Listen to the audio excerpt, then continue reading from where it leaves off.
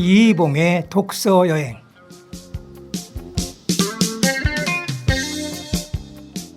여러분 안녕하십니까? 독서 여행의 이봉입니다. 책은 미래이다라는 말이 있습니다.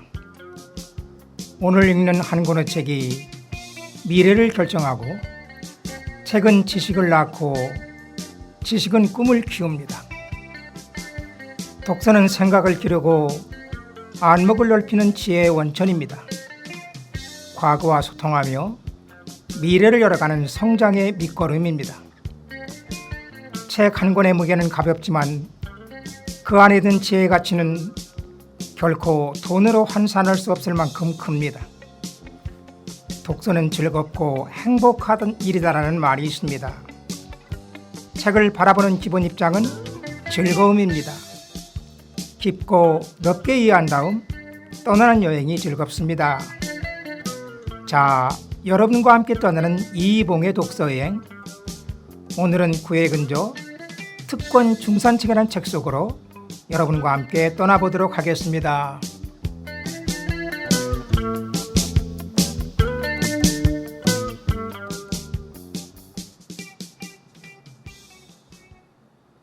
오늘의 첫 곡으로 나훈아의 해변의 여인을 들어보시겠습니다.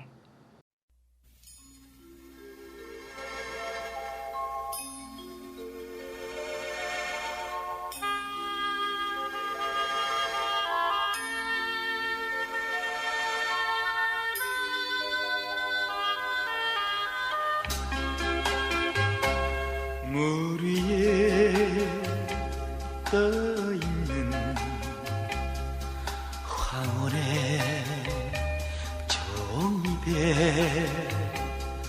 말없이 바라보는 해변의 여인아, 바람에 휘날리는 머리카락 사이로 황혼빛에 물들은 여인의 눈동자, 조용히 들려오는 조개들의 이야기, 말없이 거니는 해변의 여인아,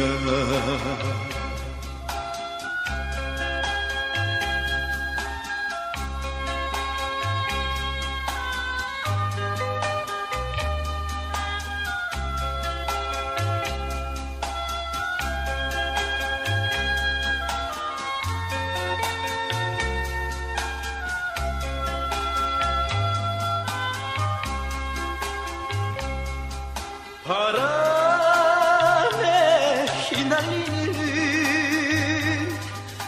머리카락 사이로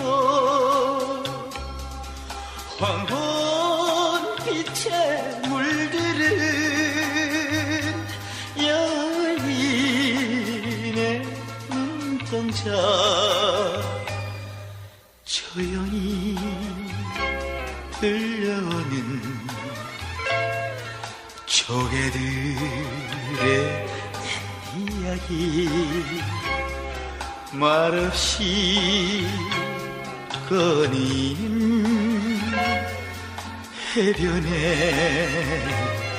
여인아.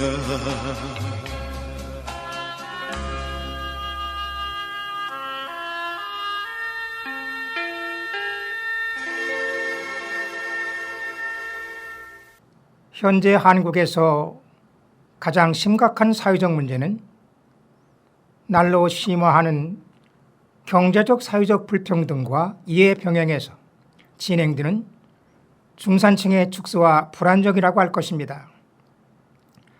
경제적 양극화가 진행되면서 한국 사회는 소수의 부유층과 다수의 저소득층으로 나누어지고 그 사이를 메우고 있던 중간층은 차츰 그 규모가 줄어들며 불안한 경제 상황에 놓이게 되었습니다. 과거에 이 사회의 주축을 이루며 활기차고 희망적이던 중산층은 짜침 쪼그라들고 경제적으로나 사회적으로 무기력하고 좌절된 집단으로 변모하고 있는 것입니다. 이러한 변화는 한국에만 일어나는 일은 아닙니다. 21세기 거의 모든 선진 자본주의 국가에서 비슷하게 일어나는 현상이기도 합니다. 따라서 경제적 양극화와 중산층의 위기는 미국을 비롯한 선진국에서 주요한 화두가 되고 있습니다. 그러면 중산층은 정말 사라지는가요? 이에 대한 답은 그리 간단하지 않습니다.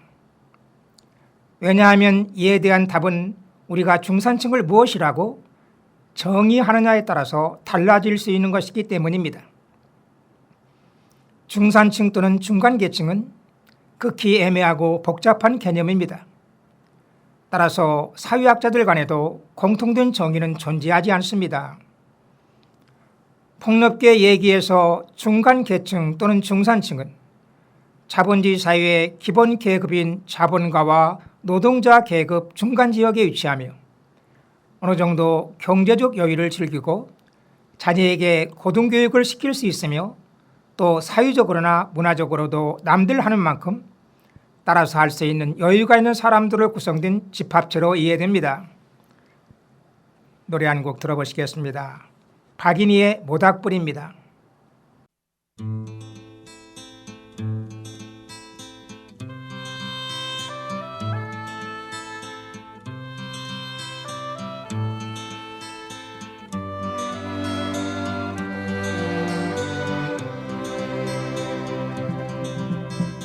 모닥불 피워놓고 마주 앉아서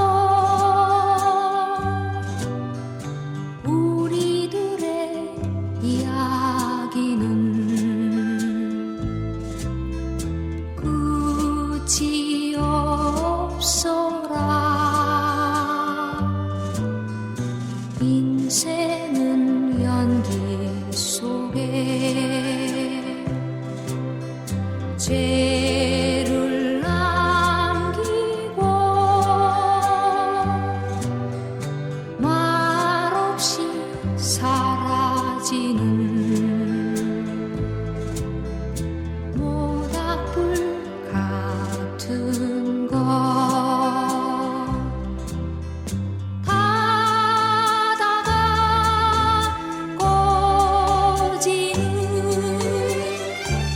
그 순간까지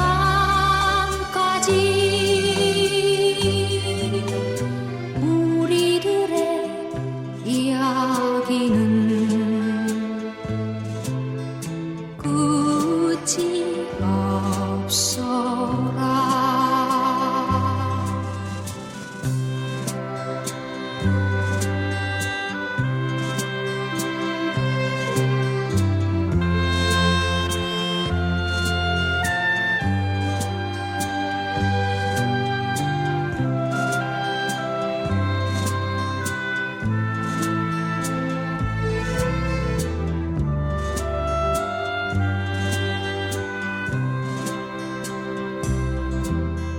바다가 꺼지는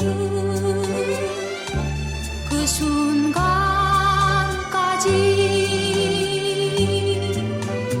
우리들의 이야기는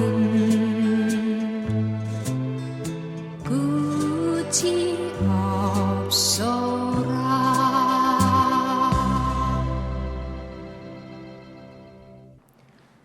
한국은 20세기 후반 급속한 경제성장을 성취하면서 동시에 비교적 낮은 수준의 소득 불평등을 유지하였습니다. 이런 면에서 한국은 다른 동아시아의 신흥 발전국가 타이완, 싱가포르, 홍콩과 같이 제3세계의 모범이 될 만한 경제발전을 이룬 나라입니다. 많은 경제학자들이 20세기 후반에 동아시아 경제발전 패턴을 공평한 성장 또는 공유된 번영이라고 정의하는 이유도 거기에 있습니다.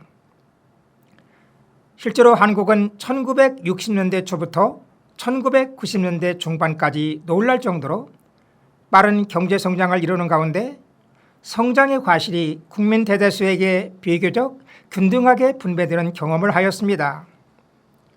1980년대 말 국민의 70%가 스스로 중산층에 속한다고 생각하게 된 배경이 바로 여기에 있었던 것입니다. 하지만 한국 경제는 1990년대 중반 이후 급격히 다른 방향으로 발전하기 시작했습니다. 1997년에 불어닥친 외환위기와 그 이후 산업구조의 전환은 노동시장은 물론 소득 분배 구조도 크게 악화시키는 영향을 주었습니다. 더 이상 경제 성장의 과실이 여러 계층에 골고루 분배되지 못하고 소수의 집단에 집중되는 경향이 나타난 것입니다. 그 결과 1990년대 말 이후 경제적 불평등이 급격히 심화되고 각 소득 집단 간의 격차가 벌어지게 되었습니다. 1990년대 이후에 나타난 변화의 특징은 단순히 불평등의 정도가 심해진 것만이 아니라 그 양상이 좀 더 복잡해지고 다층화하였다는 사실입니다. 이 변화를 적절히 이해하기 위해서는 최근에 나타난 두 가지 형태의 소득 양극화 현상에 주목할 필요가 있습니다. 하나는 노동시장에서 나타난 양극화로 정규직 대 비정규직 노동자 사이에 그리고 대기업 대 중소기업 노동자 사이에 벌어진 소득 격차입니다. 여기서 키보이스의 바닷가의 추억을 들으면서 잠시 쉬어가도록 하겠습니다.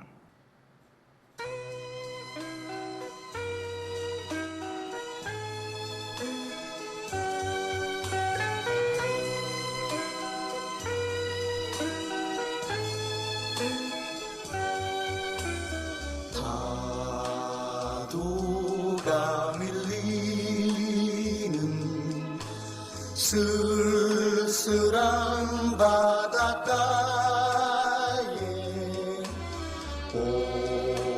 오늘도 나 홀로 한없이 걸었네. 지난 날 정다보던 모래 위에 그 추억 이제는 파도에 밀려 멀리 사라져갔네. 파도가 밀리는 쓸쓸한 바닷가에 오늘도 나 홀로 한없이 걸었네.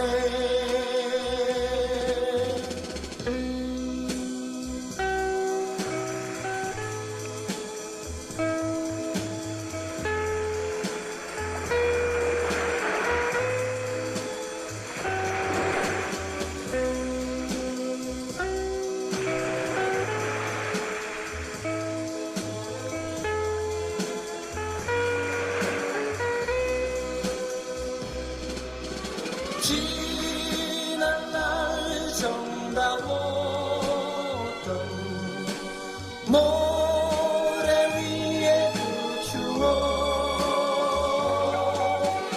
이제는 파도에 밀려 멀리 사라져갔네.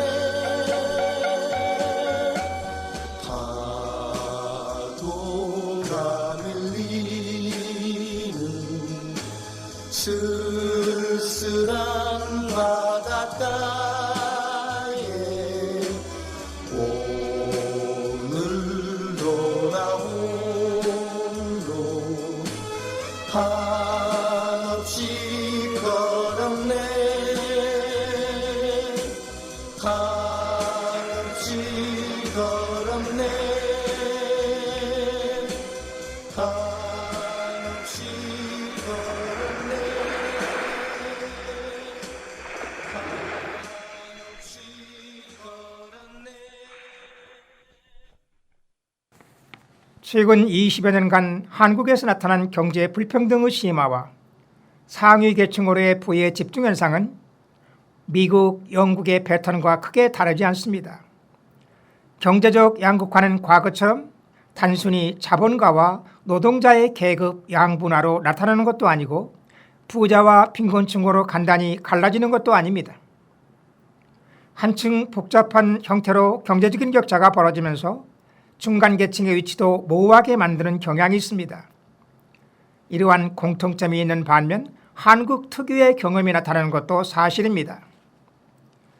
다른 선진 자본국의 경험과 비교해서 한국의 계급 변화에 어떠한 공통점과 상이점이 있는지 자세히 들여다봅시다. 가장 중요한 사실은 미국, 영국과 마찬가지로 한국에서도 최근에 소득과 자산의 불평등이 가파르게 증가했고 그 가운데 가장 많은 혜택을 받은 집단은 최상위층인 소득 상위 1%란 점입니다. 이 상위층은 소득보다는 자산이 두드러지게 증대한 집단입니다. 경제적 피라미드 꼭대기로 올라갈수록 노동에서 얻는 소득보다는 자산 증식을 통한 부가 더 중요한 몫을 차지하는 것은 모든 사회에서 동일한 현상입니다. 그러면서도 또한 중요한 것은 한국에서도 부자는 아니지만 그 밑에 있는 상위 10% 정도의 인구 역시 지난 20년간 괄목할 만한 소득의 증가를 경험했다는 사실입니다. 높은 음자리에 바다의 누워를 들어보시겠습니다.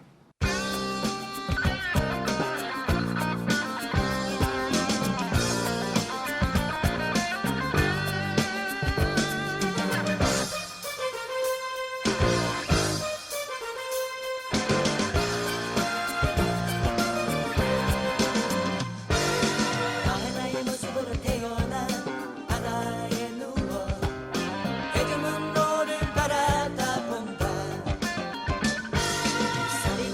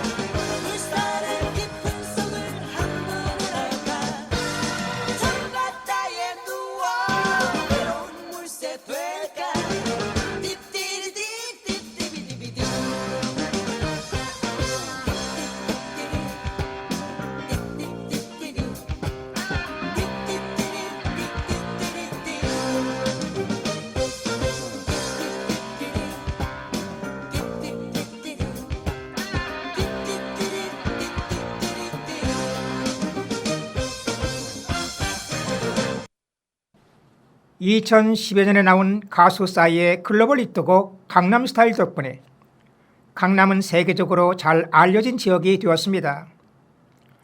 외국에 여행을 다니면 강남이 어디에 있는 곳이고 강남스타일이란 어떤 것이냐고 묻는 사람들을 가끔 만나게 됩니다. 강남스타일이 무엇인지 잘 설명할 수 있는 사람은 한국인 중에서도 많지 않을 것 같습니다. 무언가 모던하고 세련되고 소위 힙하고 쿨하며 다소 쾌락적인 라이프 스타일을 통틀어 의미하는 것 같다고 대답해 줄 수밖에 없을 것 같습니다. 그런데 어떻게 이런 라이프 스타일이 강남이라는 지역과 관련을 갖게 되었을까요? 물론 강남 스타일은 싸이나 대중미디어가 만들어낸 문화적인 개념일 뿐 실존하는 강남과 관계가 없을 수 있습니다. 그러나 불과 몇십 년 사이 허허벌판에 새로 들어선 초현대적 도시 강남은 여러 면에서도 독특한 형성을 보여주며 거주자들의 사회 경제적인 특성이나 생활 양식도 다른 지역과 비교해 많은 차이를 드러냅니다. 그것은 비단 강남 스타일 패션이나 유행 문화가 아니라 강남 특유의 자산 형성 과정, 자녀 교육 방법, 지위 추구 전략 등 여러 면에서 차별성입니다. 그런 의미에서 지난 반세기 강남이란 특수한 지역이 서울 남쪽에 형성된 것과 한국의 계급구조, 계급관계 사이에는 불가분의 연관성이 있습니다. 이 지역의 중산층 가정이 대규모로 집결하여 살게 되었고 그들 특유의 계급적 행위를 전개하게 된 것은 한국의 계급 지형도가 크게 바뀌게 만든 원인이 되었습니다. 자, 노래 한 곡 들어보시겠습니다. 조용필의 여행을 떠나요입니다.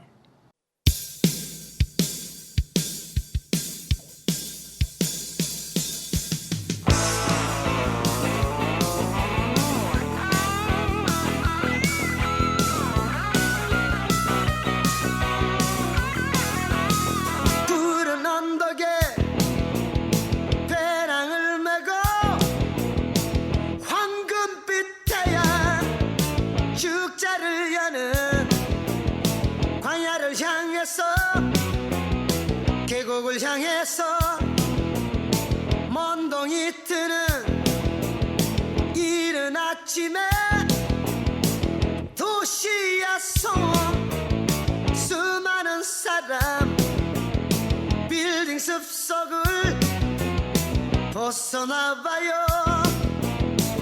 메아리 소리가 들려오는 계곡 속에 흐르는 물 찾아 그곳으로 여행을 떠나요. 메아리 소리가 들려오는 계곡 속에 흐르는 물 찾아 그곳으로 여행을 떠나요. 굽이 또 굽이 깊은 산 중에 시원한 바람 나를 반기네. 하늘을 보며 노래 부르세. 메아리 소리가 들려오는 계곡 속에 흐르는 물 찾아 그곳으로 여행을 떠나요.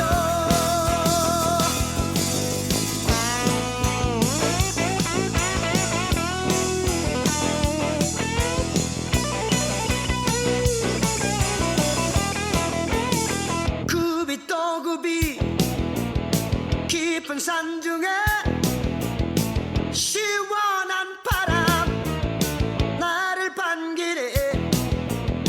하늘을 보며 노래 부르세. 메아리 소리가 들려오는 계곡 속에 흐르는 물 찾아 그곳으로 여행을 떠나요. 여행을 떠나요.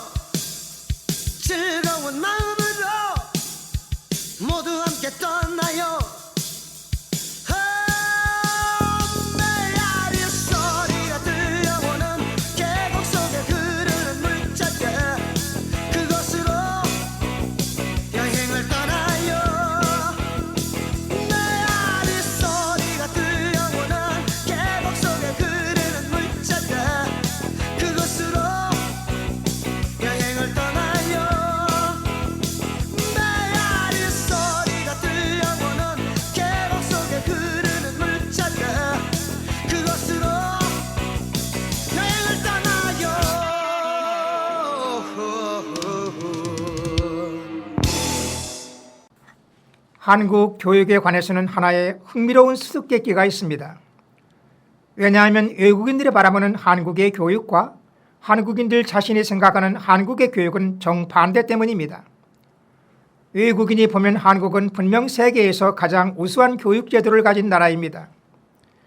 한국 학생들은 국제 표준 시험에서 항상 상위권을 차지하고 있어서 자주 해외 미디어의 시선을 받기도 합니다. 오바마 미국 대통령은 한국을 다녀가고서 미국 교육자들에게 한국 교육을 본받아야 한다고 설교하는 것은 잘 알려진 사실입니다. 무슨 모습을 본 걸까요? 엄청나게 열심히 공부하는 한국 학생, 부모의 교육에 대한 뜨거운 열정, 교육에 대한 높은 국가적 사적 투자, 질서 있게 움직이는 같은 교육행정 등 한국은 또한 현재 세계에서 가장 높은 교육 수준을 보유한 나라입니다. 중학생의 90%가 고등학교에 진학하며 그중 80%가 전문대를 포함한 대학교에 진학합니다. 2021년 OECD 교육 지표에 따르면 만 25세에서 34세 고등교육 이수율은 69.8%로 OECD 국가 중에 1위입니다. 영국과 미국은 50%대 초반이며 프랑스는 48%, 독일은 33%에 불과합니다. 그러면 한국인들은 당연히 한국 교육제도가 이룩한 교육적 성과에 대해서 자랑스러워하고 만족할 것 아닌가요? 그렇지만 반대로 교육 시스템에 대한 극도로 불만이 많습니다. 왜 그럴까요? 여러 이유가 있지만 가장 중요한 문제는 한국에서 교육이 너무 경쟁적이고 비용이 많이 들며 학생과 학부모에게 엄청난 스트레스를 안겨주기 때문입니다. 따라서 많은 사회조사에서 나타난 한국인은 교육 문제를 현재 가장 심각한 사회 문제로 꼽는 경향이 있습니다. 이런 불만은 특히 중간계층 부모들 사이에서 강하게 나타나고 있습니다. 여기서 송창식의 고래사냥을 들어보시겠습니다.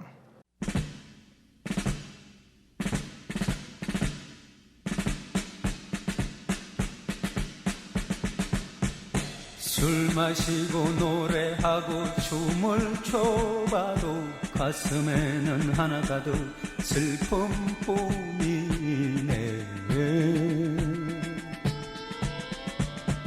무엇을 할 것인가 둘러보아도 보이는 건 모두가 돌아앉았네.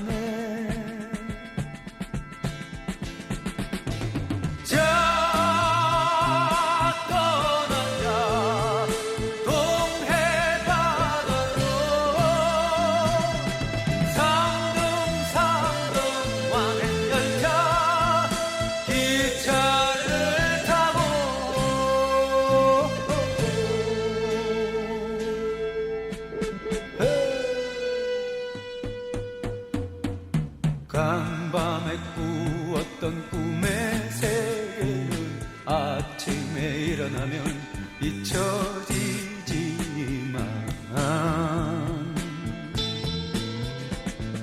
그래도 생각나는 내 꿈 하나는 조그만 예쁜 고래 한 마리.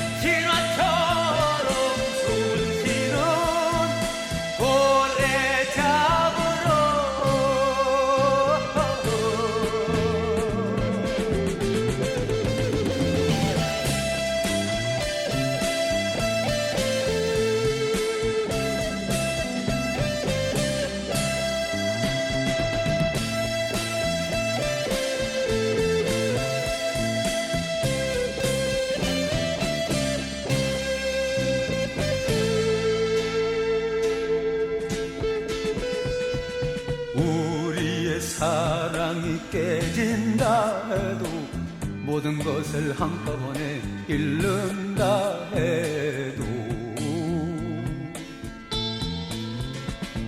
모두 그들 가슴 속에 뚜렷있다 한 마리 예쁜 고래 하나가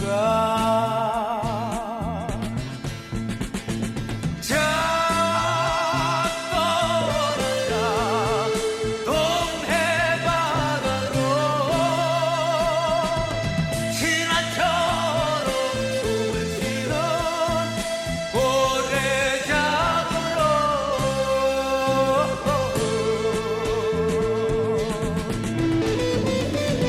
자 떠나자 동해바다로 신화처럼 숨을 쉬는 고래 잡으러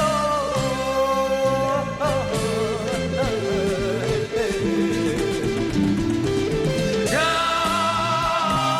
떠난다 고래 잡으러 신화처럼 숨쉬는 고래 잡으러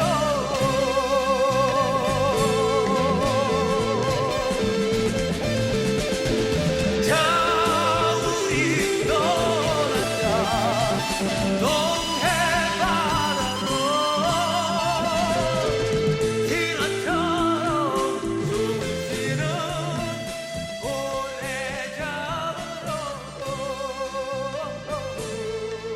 자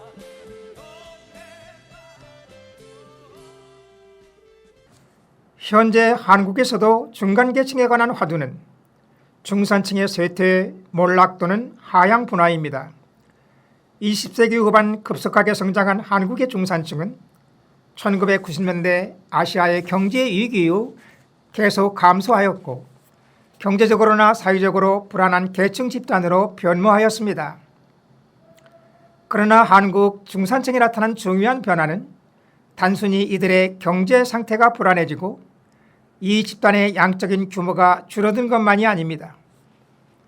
최근의 경제 전환 속에서 한국의 중산층이 양적인 면에서뿐만 아니라 질적인 면에서도 큰 변화를 경험하였다는 사실입니다. 1980년대 중산층은 비교적 동질적이고 유동적이며 상황이 동적인 집단이었습니다. 중산층 내의 경제적 사회적 격차는 크지 않았고 사회 이동의 가능성이 열려 있었습니다. 그러나 이제는 상류 중산층과 일반 중산층 사이에서 보이는 소비 양식의 차이는 넉셔리 소비재에 국한되어 나타나지 않습니다. 21세기에 들어서면서 한국인의 주요 관심사는 단지 먹고 사는 문제가 아니라 어떤 음식을 먹고 어떻게 건강을 관리하고 어떠한 여가 생활을 즐기는가에 있습니다.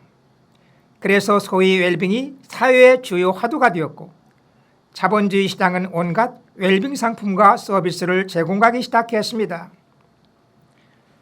사실 한국 상류 중산층의 문화는 근본적으로 극히 물질주의적, 가족 이기주의적, 성공 지상주의적이라고 할 수 있습니다. 이러한 태도는 자녀 교육을 극히 경쟁적으로 추구하는 그들의 모습에서 단적으로 나타납니다. 한국인이 왜 그런 문화적 태도를 갖게 되었는지에 관해서는 역사적인 설명이 필요한 것입니다.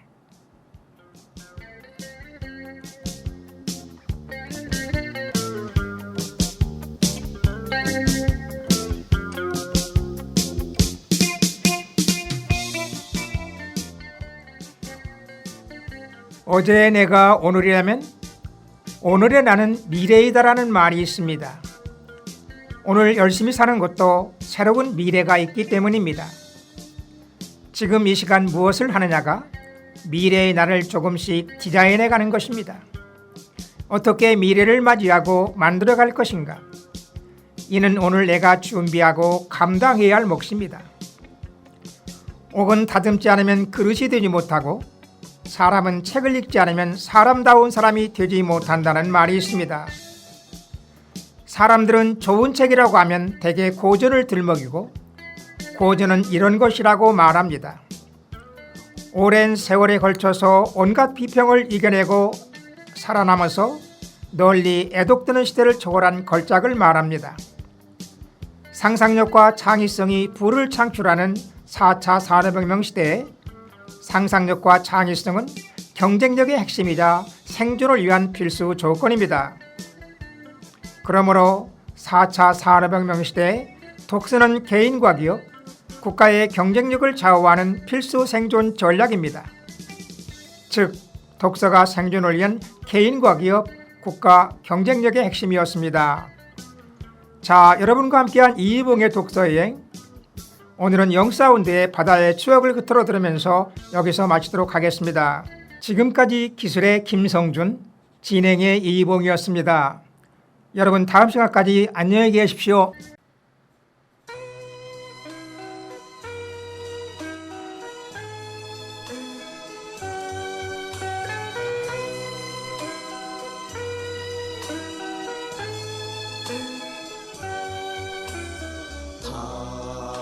파도가 밀리는 쓸쓸한 바닷가에 오늘도 나 홀로 한없이 걸었네. 지난 날 정다운 모래 위에 그 추억 이제는 파도에 밀려 멀리 사라져갔네. 파도가 밀리는 쓸쓸한 바닷가에 오늘도 나 홀로 한없이 걸었네.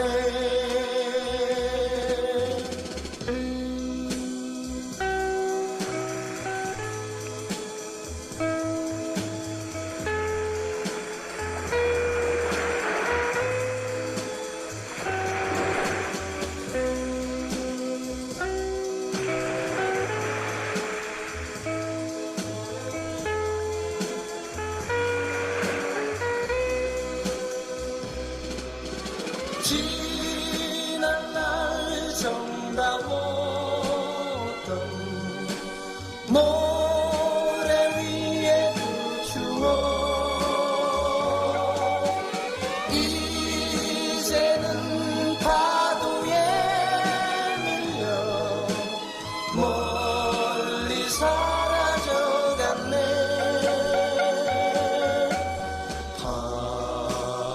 파도가 밀리는 쓸쓸한 바닷가에